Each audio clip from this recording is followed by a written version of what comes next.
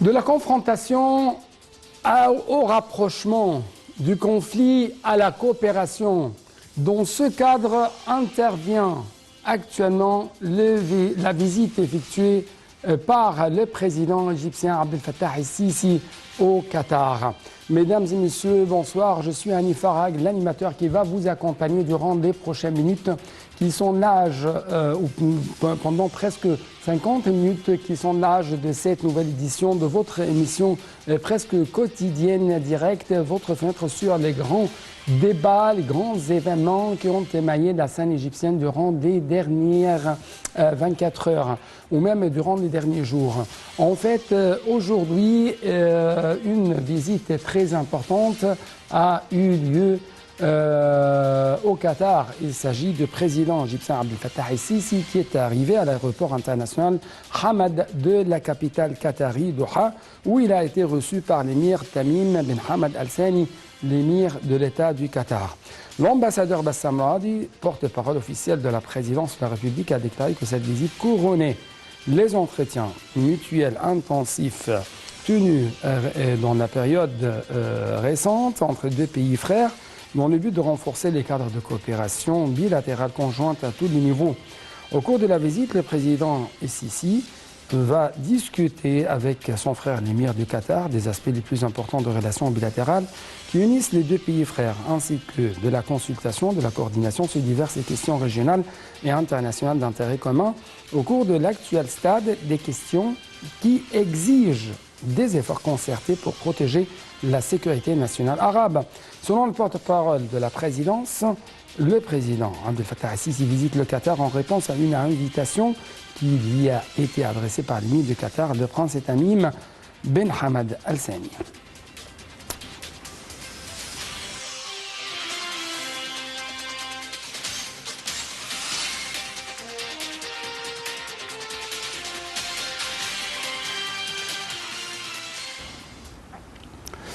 Donc en fait, plusieurs points à discuter, plusieurs points à proposer durant les prochaines minutes en ce qui concerne cette visite, mais aussi en ce qui concerne les relations inter-arabes. Et ça, même à la lumière des efforts diplomatiques de plus en plus intenses, de plus en plus intensifs entre l'Égypte et l'Algérie afin de préparer la scène arabe pour la réception et la tenue de prochains sommets arabes en Algérie. Donc plusieurs questions peuvent être bien sûr proposées sur la table de discussion de ces leaders arabes.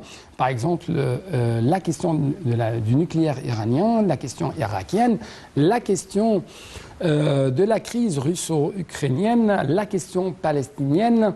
Qu'est-ce que se passe actuellement en Libye? Plusieurs questions, bien sûr, vont être proposées sur la table des discussions des Arabes lors de prochains sommets arabes en Algérie. Mais justement, je dois même vous révéler que il y avait des journaux qataris qui ont titré et qui ont qualifié cette visite effectuée par le président égyptien Abdel Fattah el-Sisi au Qatar. Par exemple, l'un de ces journaux qataris a écrit une visite qui va instaurer une nouvelle phase dans les relations entre les deux côtés. Donc je crois que nous avons actuellement en ligne de Nal TV International l'ambassadrice Wafa Bassim. Madame l'ambassadrice, bonsoir. Bonsoir.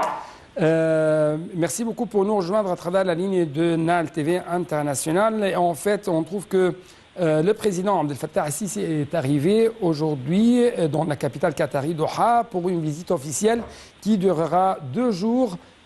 Cette visite est considérée comme la première pour lui depuis son entrée en fonction en 2014, depuis même son accès à la présidence égyptienne. Et aujourd'hui, il est en visite officielle de 2 jours. La nouvelle de la visite du président Sisi au Qatar a trouvé un large écho dans les pages des journaux qataris. Donc, l'une des questions qui ont été posées par les journaux du Qatar, est-ce que cette visite va instaurer une nouvelle phase, une nouvelle période dans les relations bilatérales entre l'Égypte et le Qatar. Vous avez des réponses, bien sûr, à lancer, n'est-ce pas? Tout d'abord, c'est moi qui a un grand plaisir de vous joindre ce soir. Merci beaucoup. Pour parler d'une visite que j'appelle la visite espoir, la visite sur le chemin d'un retour d'une unité arabe qui considère un destin commun, surtout en face des défis mondiaux, régionaux qui nous font face aujourd'hui. Elles font face à nous tous, que ce soit dans la région, que ce soit dans le monde entier.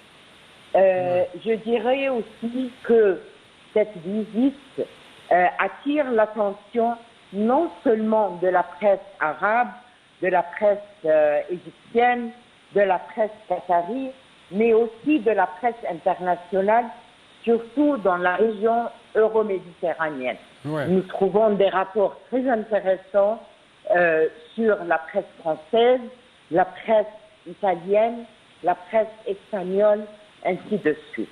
Ouais. C'est, comme vous l'avez bien dit, cette visite vient en réponse à l'invitation du prince qatari, de l'émir du Qatar, le prince Tamim Ben Hamad, mais aussi elle est un retour de visite à son Altesse principale en Égypte en juin. Nous avons reçu, je crois que le président avait bien chaleureusement reçu la première visite de son frère qatari en Égypte en juin dernier. Ouais. Ce retour de visite qui dure 2 jours avec une grande délégation égyptienne de très haut niveau est venu à la suite de grands efforts diplomatiques, de consultations intenses, comme vous l'avez bien montré et souligné, qui a duré plusieurs mois, je dirais même depuis l'année passée, septembre l'année passée, où il y a eu les réunions de la commission jointe égypto-qatari. Ouais. Il y a aussi eu le lancement ou la déclaration d'une série d'investissements qatari en Égypte de presque 5 milliards de dollars américains, et on s'attend à plus comme résultat positif bien attendu à la suite de cette visite présidentielle très importante. Madame l'ambassadrice, j'aimerais...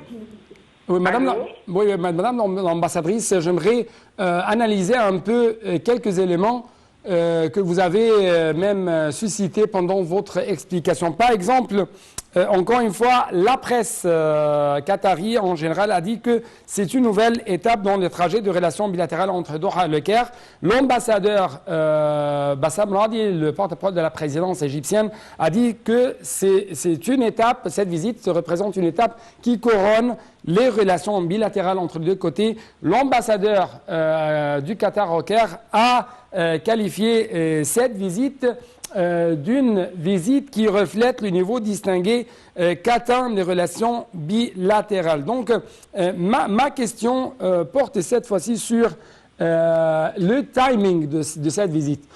Bien sûr, le prochain, ou plutôt, il y aura des réunions au sein de l'ONU pendant septembre, actuellement pendant septembre, dans la période d'avenir. Et en même temps, on trouve que tout le monde ici, dans le monde arabe, attend la tenue de sommet arabe en Algérie. Donc, comment vous avez lu le timing d'effectuer une telle visite? Avant d'aller au volet économique. Pour répondre à votre question, il suffit d'examiner les défis qui nous font face en cette période. Sur le plan politique, relations régionales et internationales, citons ces quelques dossiers. Comme vous l'avez dit, l'attente du sommet arabe et les préparations qui sont faites en coordination très étroite avec notre hôte algérien, avec la Ligue arabe, avec les différents groupements arabes aussi, dont le Conseil du Golfe, le GCC. D'autre part, nous avons la réunion de l'Assemblée générale qui se tient le 20 septembre, ou qui est inaugurée le 20 septembre à New York. Et avant cela, il y a un sommet sur l'éducation. Deux volets très importants. Il y a la crise des opérations militaires russo-ukrainiennes. Il y a le dossier de l'accord nucléaire iranien. Il y a la sécurité dans le Golfe. Il y a les conflits qui sont encore ouverts dans le monde arabe. Et en Irak le Yémen, l'Irak, le Liban, la Libye, et ainsi de suite. N'oublions pas aussi un événement, bien qu'il a un aspect technique, économique, mais en fait qui est tout à fait politisé, c'est l'attente du sommet COP27 qui se tiendra aussi en Égypte, à Sharm el-Sheikh, pendant novembre prochain, pendant une semaine, où les leaders du monde entier seront là pour essayer de trouver une solution ou une mise en œuvre des décisions qui ont été prises à Glasgow l'an dernier. D'autre part, il y a le dossier de l'énergie renouvelable, et en fait aussi, il y a tout le volet économique très important. Oui. En fait, notre ambassadrice, notre grande diplomate, on trouve qu'il y avait une déclaration faite quelques heures avant l'arrivée du président égyptien Abdel Fattah el-Sisi au Qatar, une déclaration faite par l'ambassadeur du Qatar ici en Égypte. Il a souligné que le monde entier traversait des circonstances exceptionnelles et qu'il y avait beaucoup de conflits, de guerres et de fronts ouverts, comme vous avez dit même, ce qui nécessite d'activer le rôle diplomatique, une concertation continue entre les dirigeants des deux pays pour échanger des vues et discuter de la gestion optimale de ces questions et de ces problèmes. Donc ma question est, comment vous avez vu les activités diplomatiques au niveau présidentiel, des activités et des efforts déployés par le président lui-même à travers la tenue de sommets bilatéral ou multilatéral avec les différents dirigeants et leaders arabes. Comment ça rend le rang arabe de plus en plus serré, de plus en plus fort, soutenu? Et comment ça envoie un message très important aux puissances régionales et internationales? Nous avons eu le sommet très important à la Mine entre